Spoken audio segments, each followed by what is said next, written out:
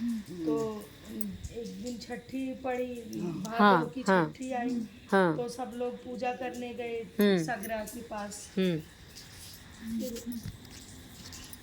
तब सगरा के पास पूजा करने गए तो रानी बहुत दुखी थी, बोली कि हाँ।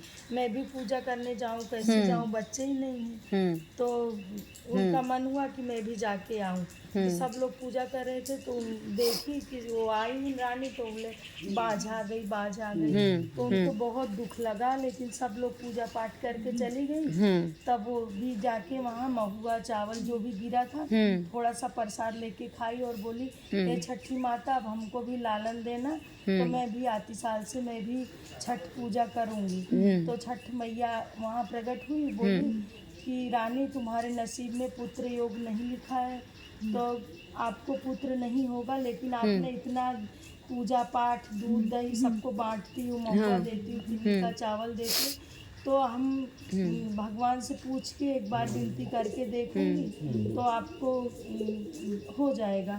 तो बोले ठीक है। तो उन्होंने 9वां महीना आया, थोड़े दिन में उनके पुत्र हो गया।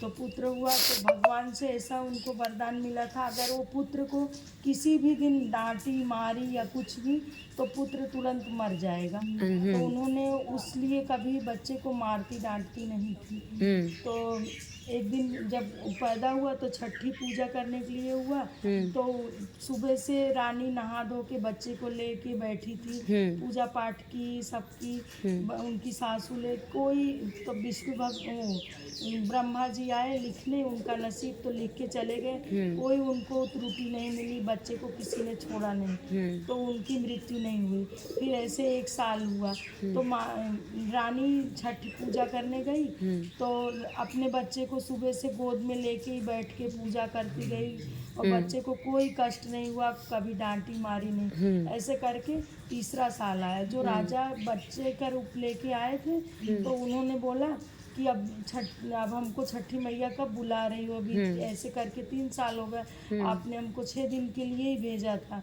तो बोले अब की बार छठी जब आएगी 3 साल के तुम हो जाओगे, तो तुम खेत में भागना, और रानी अगर पकड़ नहीं पाएंगे तो हम तुमको तुरंत ले लेंगे।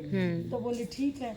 तब जब रानी रंग लगा रही थी तो जो उनका पुत्र था राजा बन के आया था, पुत्र बन के, तो वो तेज से भागा खेत के तरफ।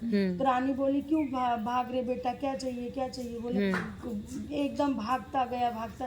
तो रानी बोली अब क्या करूँ, तो अपना साड़ी फाड़ के रखती गई और भागती गई साड़ी फाड़ के, ऐसे करके उनके शरीर में साया ब्लाउज सब रख दी, कुछ भी नहीं बचा, अपने हाथ से अपने अंग को ढक ली। तो उनके बच्चे बोलती बेटा एक बार मुड़ के तो देख लो, फिर नहीं आना चलेगा, एक बार अपनी माँ को तो देख लो, तुम्हारी माँ क्या कैसी है। तो बच्चे ने जब मुड़ के देखा तो बोले माँ अब मैं कभी नहीं जाऊँगा आपको छोड़ के, मैं माता जी से, छठी माता से मैं खुद वरदान ले रहा हूँ, मैं खुद यहीं रहूँगा और आपका सेवा करूँगा, आपका मैंने भक्ति देख लिया, पुत्र की भी कितनी भक्ति।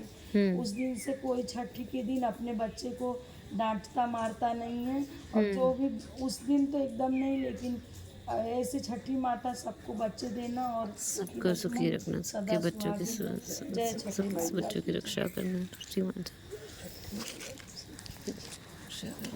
कहानी में जानती, लेकिन दूसरी खान की याद हो ज़्यादा खाए मेरी बेटी है।